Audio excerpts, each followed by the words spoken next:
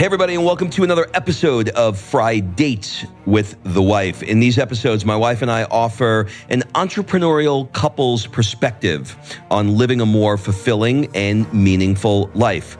We share our little humble opinions and hopefully make you laugh as we navigate the ups and downs of being entrepreneurs and parents. And speaking of fulfillment, if you want to hire me as your coach, head over to robshowcoach.com, fill out an application, and we'll jump on a call to see if we are a good fit to help you create and design your dream life and business. That's robshowcoach.com. Before we get into today's Fri-Date episode, our next Work Hard, Play Hard mastermind event will be in Dubai and Abu Dhabi for the F1 race on November 16th to the 19th. These trips are designed to get you out of your day-to-day, around some amazing entrepreneurs, and provide bucket list experiences that will have you coming home re-energized to grow your business and bring your life to a whole new level. Head over to workhardplayhardexperience.com and fill out an application. Okay, let's jump into today's episode.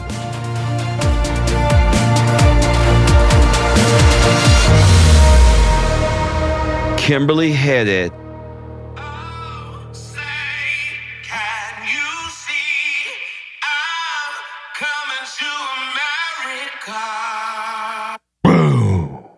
What's the rule where you have to pay for it? Because that was 9 seconds. I think you're probably fine. So if you haven't gathered, we are getting ready to head to America this week. So we thought what we would do, and by we, I mean Kim came up with this idea, to do a podcast that's sort of split in two. Yeah, so we're heading out next week to go to the States for the first time in 8 months. We haven't been back since we've moved to Italy. We haven't been back to the States. So we are going next week. And it's interesting because we have some, I'm not going to say fears. It's not really fears, but we've had friends, expats that live here, go back to the States and have very different reactions, very different experiences. We have some friends that have gone back and came running back to Italy. I'm so glad.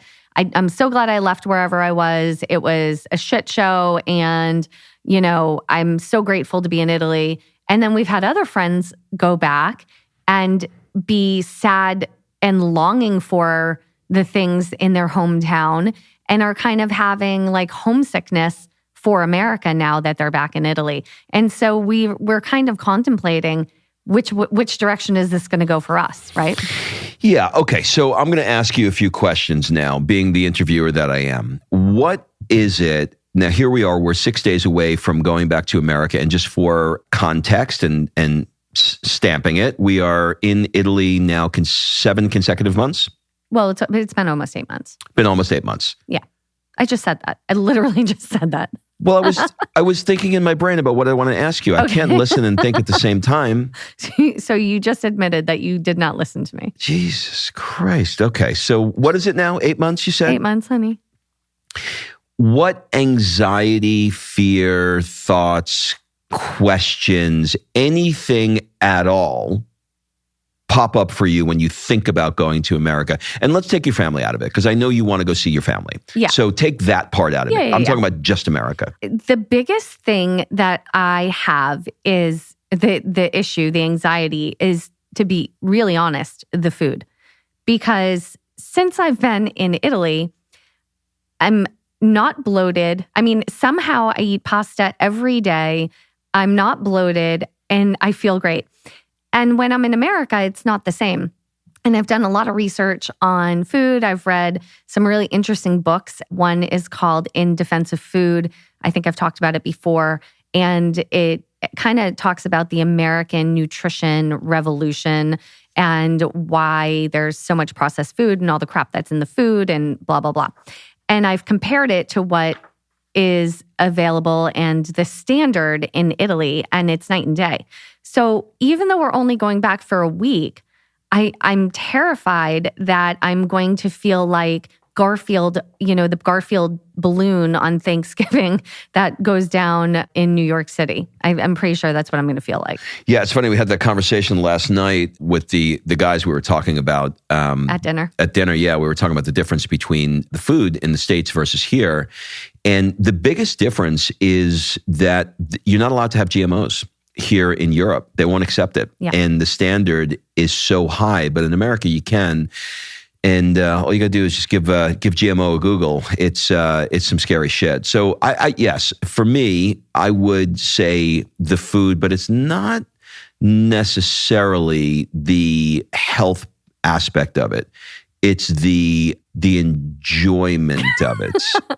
We were talking about this. So we went to dinner. I'm going to give you a really interesting, I think it's interesting anyway, perspective on food here. So in Italy, we go to trattoria or an osteria. Those are like very local, simple dishes. That's where you're going to have your pasta and your bistecca, the Tuscan steak, and things like that. And they're very local. They're not high-end fancy in any way. So this is what we normally go to, and the quality is so high and the flavor is so incredible.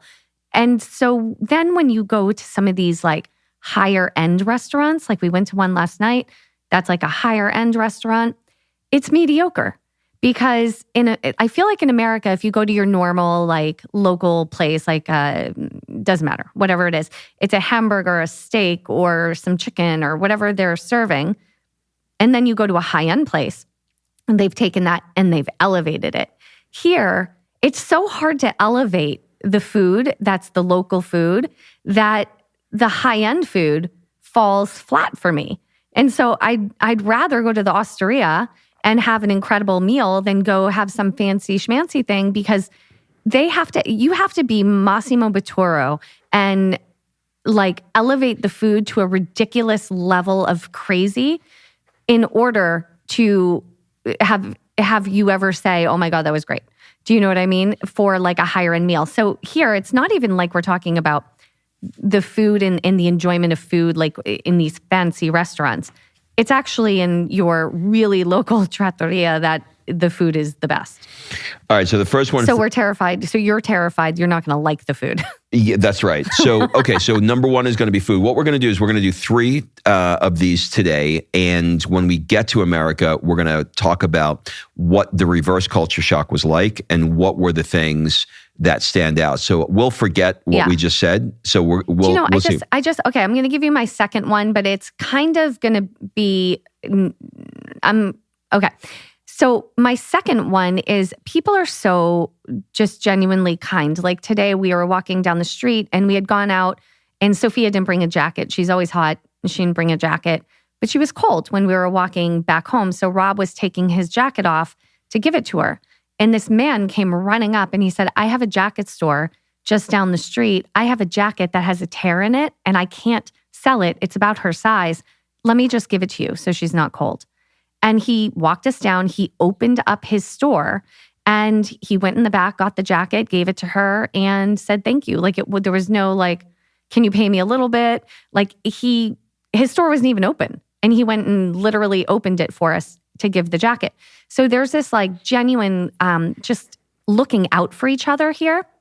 And I was thinking about, Rob, and you'll understand this, when you fly back into the States and you go to the airport, and I'm going to use the Atlanta airport as your barometer here. Mm. If we were flying back into the Atlanta airport, we've done this so many times where we'll go to Europe for a month and we'll come back.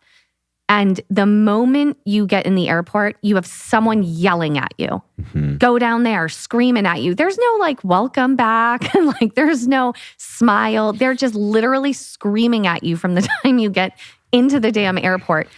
And then, so that was going to be my second thing, was that like, not that lack of warmth.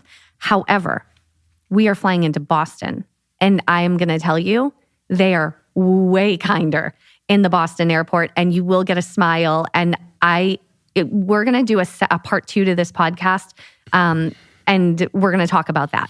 Okay? Yeah, I think you're right. So that would be my second fear, is like that friendly like that innate friendliness, and the stark, like, holy shit, you're back in America. You literally got off the plane, you're being screamed at.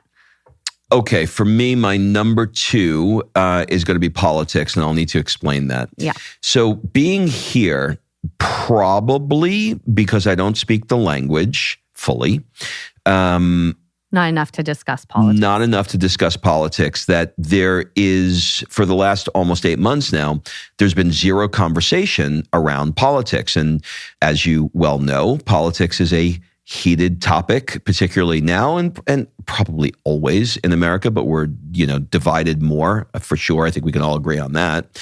And not having to wonder, like there are certain topics. There's politics. I don't need to list them because if I list them, people are going to have an opinion. So I'm not going to list them. I don't just put it in politics. See, this is precisely. I'm not going to say it, so you don't have to give me the eyes. What eyes are those? The eyes of don't say what I know you're about to say. So I'm not going to say any of that.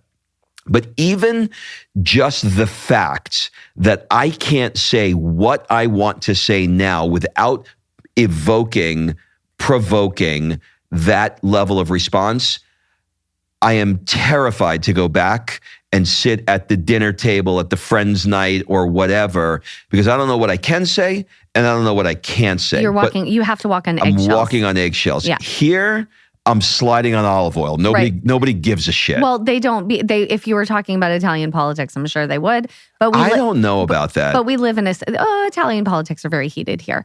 But I don't know if they fight about it though. They fight about olive oil. Exactly. That's my point. But they fight with respect. Like they fight about olive oil. All right, numero 3. I'm interested to see how I feel about the pace of everything.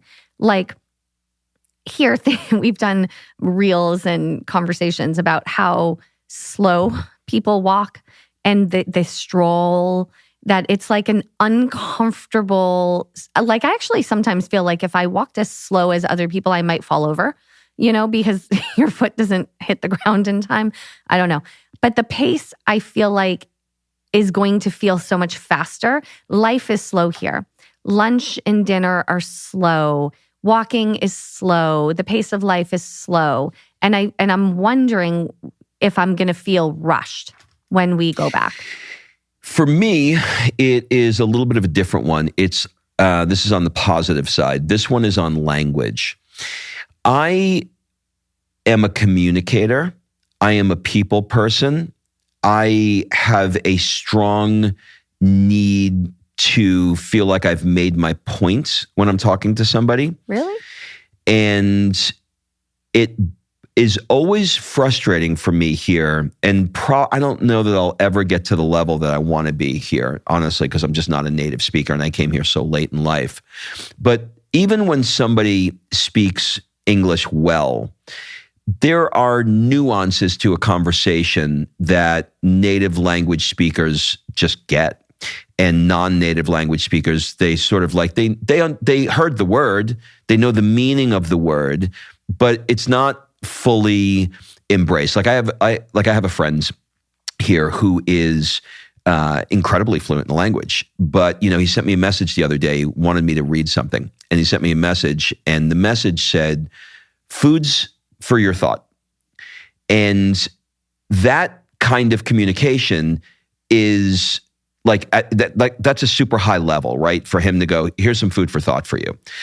But even as articulate as he is, I had to decipher and go, what was he trying What's to the say? Intention? So it wasn't that it didn't make any sense and they didn't understand it, but it was the depth. So is this something you're looking forward to going back? Yes, that's what I'm saying. It's on the positive side. Okay. So on the positive side, going there and being able to communicate without having to babble fish the conversation is going to be welcome for me. What else is going to be welcome for me is to be able to go into a store and buy something, order something without having to figure out how to express myself and what I need. Also, right now, because I'm still learning Italian, numbers take a minute to learn. My brain still has to kind of translate the number. And so when I go into the market here and they say 45, it takes me a minute to go, what was that, 45? Okay. There, like I think my brain needs a little bit of a break, to be honest, of translation. So I'm kind of looking forward to that too. And also because we're going to New England, I'm looking forward to some New England seafood, to be honest, because we don't get here in Tuscany, especially, we get a lot of bistecca. Yeah, there's a lot of truffle and a lot of bistecca. So I'm looking forward to two things. I'm looking forward to some, probably some Mexican food. I know I left California going, if I ever eat another damn burrito again, because that's kind of all I felt like there was there. But now I'm looking forward to having some Mexican food maybe, which is not going to help the bloat. So see, number one. And number two, I am looking forward to like a good Maine lobster.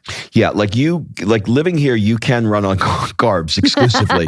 Like you can. And if you want to go to the other extreme and you want to get off carbs, and you can get gout. Bistecca. You can get gout. You can get gout from steak and cured meat. Any sort of salami version of.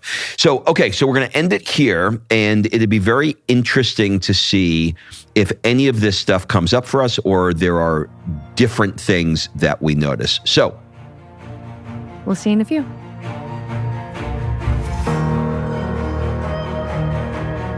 All right. Well, as promised, this is part 2, and we're not in Kansas anymore, or we're closer to Kansas. We're closer to Kansas than we have been. Anyway, we are in America. We're in Boston on the last day of our 7-day Christopher Columbus expedition to America.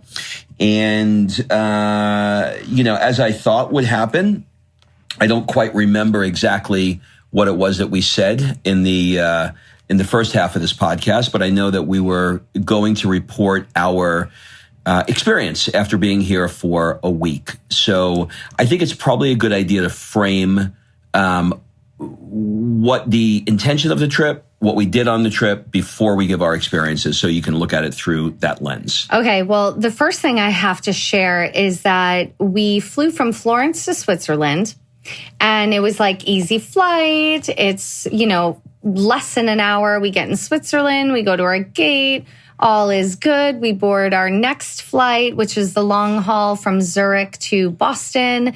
And we get halfway over the Atlantic, and this is your captain speaking. We have a mechanical issue, and we will need to turn back around over to Zurich, and we will be landing in Zurich in 4 hours. Thanks very much. So the first thing we realized is, number one, we're pretty much the only people on the flight that freaked out. And by we, I think I should say I am the only one on the flight that was freaking out. The Swiss are incredibly level-headed. And we were dying because had this been an Italian plane, there would have been a whole lot of hand motions and drama. But it wasn't. Everybody went back to Zurich, got their voucher for the hotel, and just did what they were supposed to do, which was like the first big holy shit I think that we had, right? Yeah, I mean, for those of you that haven't experienced anything like this before, it's sort of an interesting process because, you're emotionally set for a destination, and then you have to spend 4 hours trying to reconcile how it's all going to be fine and it's going to be okay and it's not a big deal. But the Wi-Fi on the plane didn't work. And when the Wi-Fi doesn't work, you can't really, you're 30,000 feet in the air, you're tired, you got 4 more hours, and you can't get ahead of things like making sure that, you're getting booked on another flight, making sure that you're in a hotel, make sure that, all of those things. But to Swiss Air's credit, by the time we were about to land, they had already secured a hotel, a voucher for dinner and a wine voucher too, which I thought was great. And we were booked on our next flight for the next day. So really, we just lost a day. So we lost a day. Okay, so that's the background. So where were we headed to? We were headed to see family. And over the course of the week, we stayed in 4 different hotels. We began in the mountains of New Hampshire, which is where Kim has their family has a nice little place that they go to every year. And we did Easter there, and then we headed over to her hometown of Manchester, about an hour and a half away. Or I should say, while we were visiting her family's condo, we stayed in an Airbnb. No, we stayed in a bed and breakfast. B&B. A bed and breakfast. And this is worth taking a second to note. Let's give them a plug. What is the name of their place? So we stayed at the Inn on Golden Pond. And if you guys have followed this podcast, you know how bougie Rob is.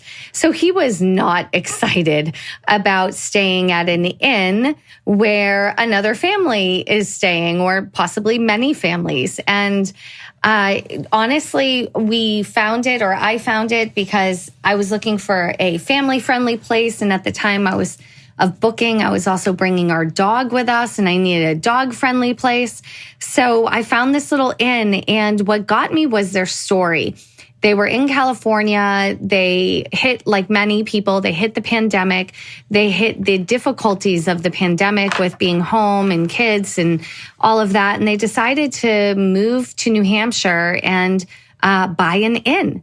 And it was incredible. Now, if you would have said to me, would I say the words an inn in the Lakes region in New Hampshire? The Lakes region of New Hampshire would be something I would enjoy. I would say that I would be high. I would have no interest in doing that. But I have to say, it was quite remarkable. If you haven't done it, I would strongly... Well, this inn specifically, because they took out the old lady, like doily, old antique furniture thing, and they made it new and fresh and luxurious, and the attention to detail was on point. The food was incredible. The family was amazing, and it was just spectacular. So the Inn on Golden Pond, Gold Star from us. And so we did that. We did the mountains, we did my hometown, and we did Boston. So this whole podcast, though, is about what did we notice? What are the big items that we were concerned about? I know we had concerns about how people would act. We had concerns about food. We had lots of concerns coming in.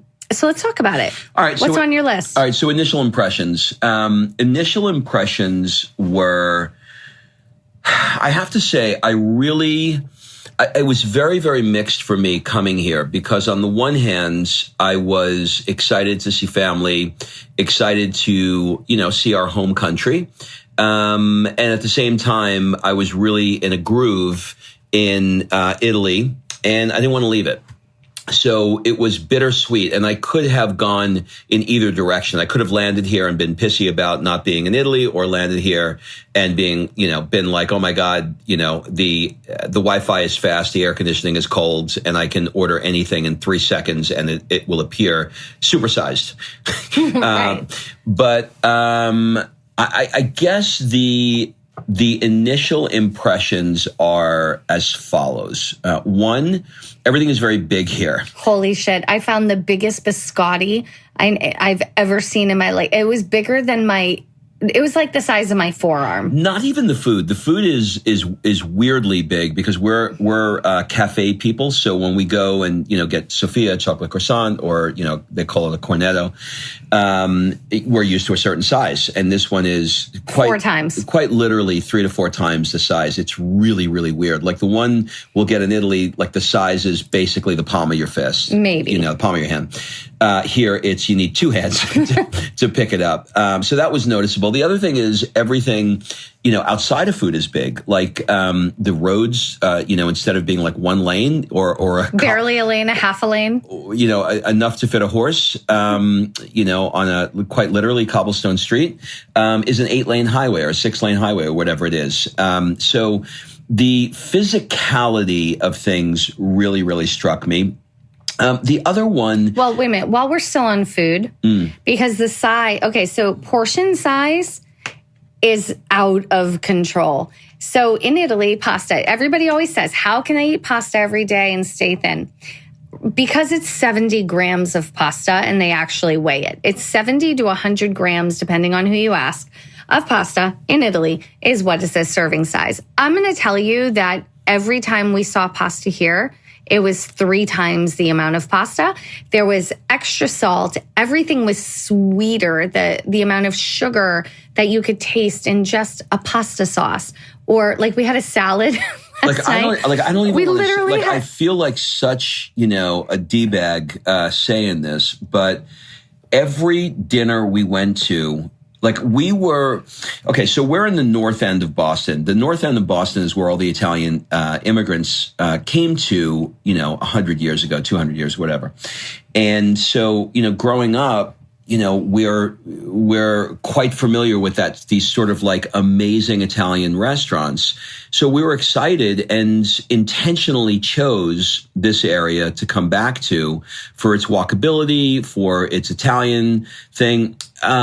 And I am really sad to report that the food for me, I'm going to say it was horrible. It was so... we like the word schmaltzy. It was schmaltzy. I don't know how else to put it. We had a salad and it tasted like salad candy. It was candy salad.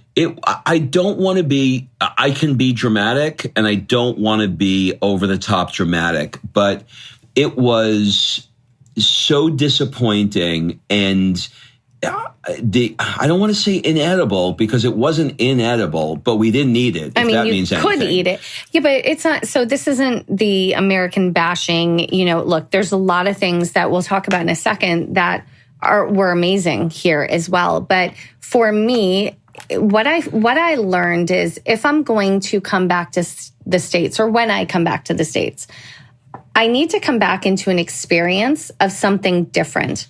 And it needs to be the Inn on Golden Pond. It needs to be Cape Cod with oysters and fresh seafood. What I can't do is come back and have Italian food because American Italian and Italian are just different. And, you can say... part of me is like, have the restaurants gone down or is it just my tastes have gone up? No, it's Tony Soprano or like Massimo Bottura. They're just different. They're just different. They're just different. So that was really tough. The size of the portions and the sugar and the salt for me were out of control. The next thing is the damn cost. Holy schmoly.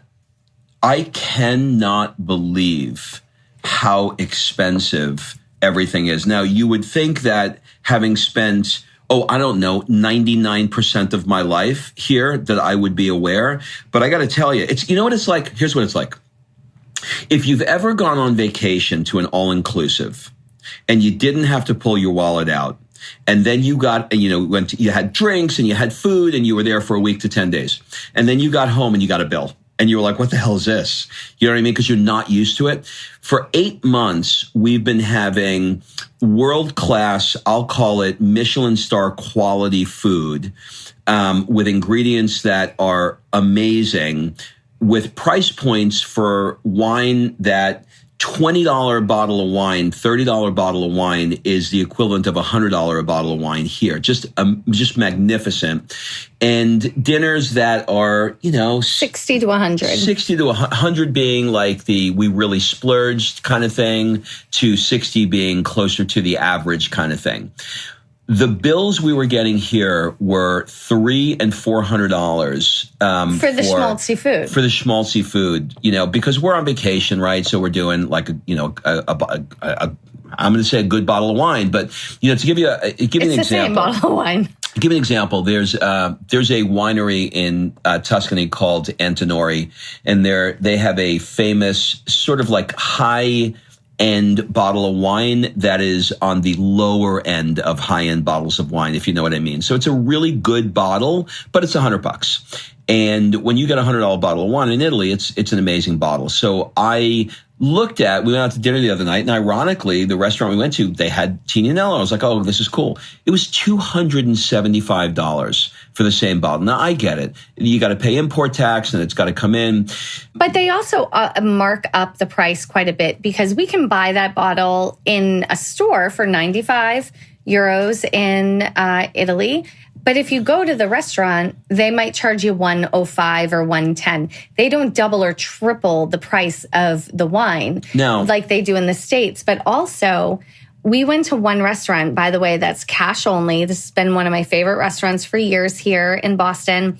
And when the bill came, they had itemized the whole bill out, put the total, and then the waitress took the liberty of saying, here's the tip, 20%. She just marked it, whatever the amount was, and a new total with the tip that she wanted, which was 20%.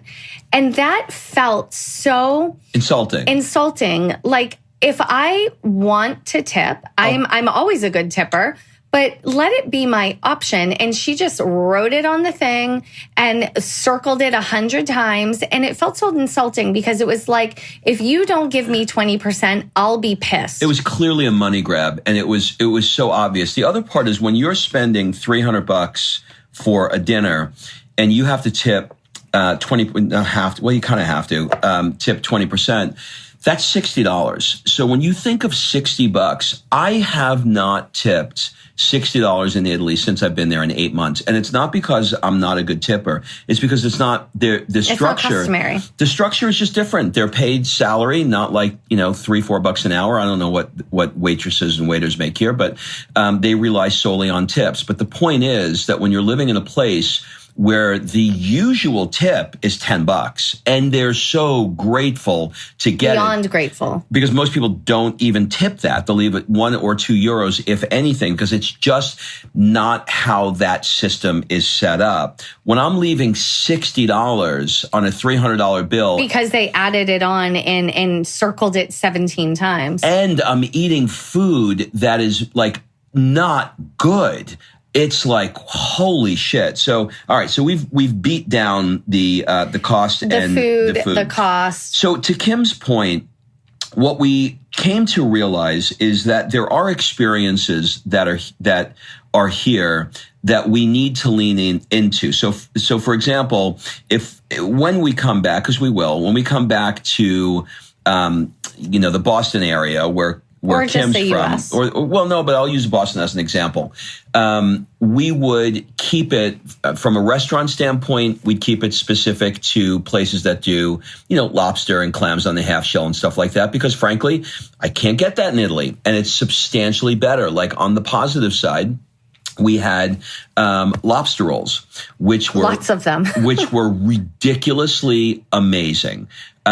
We stayed in the B&B, which was incredible. So we would lean into an experiential thing, like, a James Taylor song in the fall, with lobster. Like, we're going to tap maple trees in the winter in Vermont, those kinds of things, because just coming back and doing the normal like stuff we did before we left, it's not going to leave us well. But I will say this, one of the things that I was really worried about was coming back and feeling like I was going to be smacked in the face with like rudeness.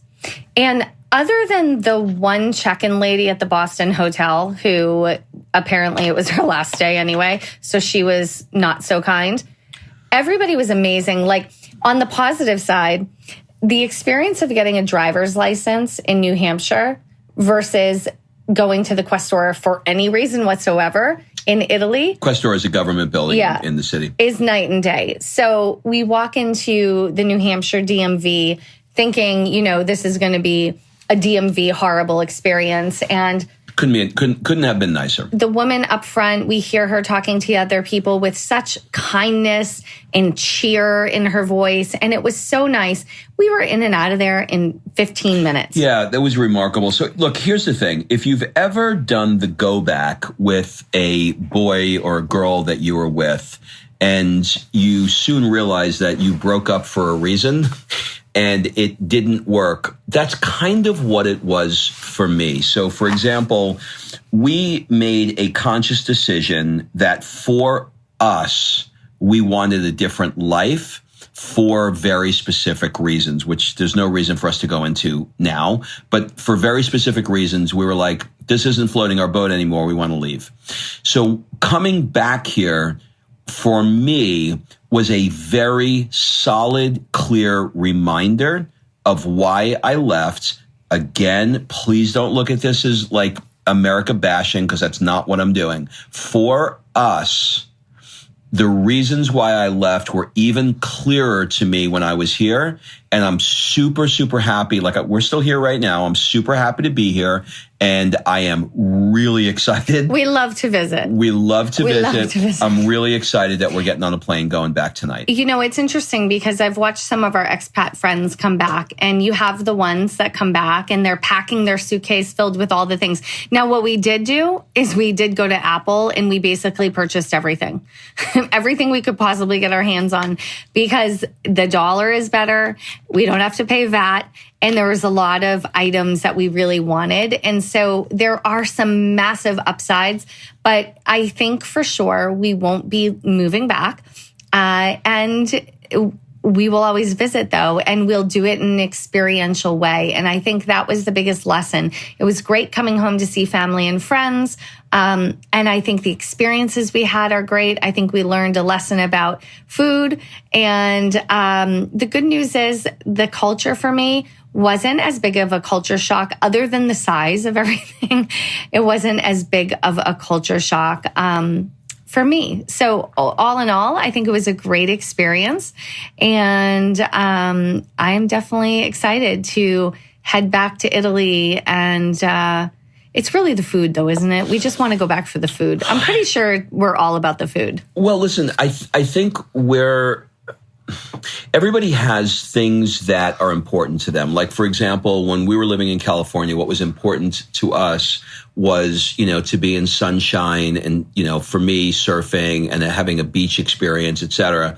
So it provided that. And I think the reverse is true with Italy. What we were interested in is, a walkable city with amazing food and, great clothes and great prices and, great people. And I think it provided us. So I think for the stage of life that we're in and for the things that we're interested in personally, for right now, and maybe it'll change later, Italy is providing that in spades. So hopefully... Not everybody is going to comment that we're American. Yeah, hopefully this was done in an honest way and people are not going to take this as...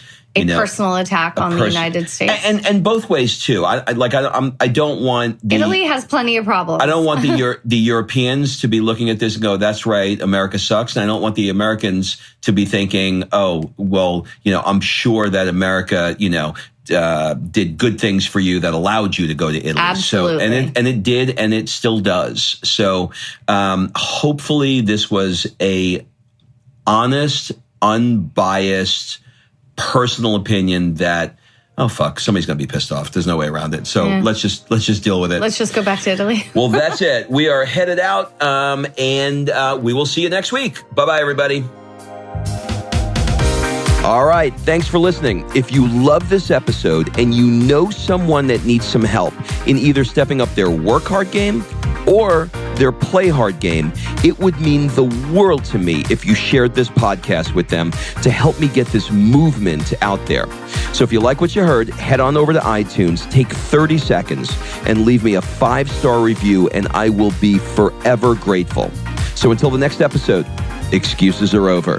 It's time to live.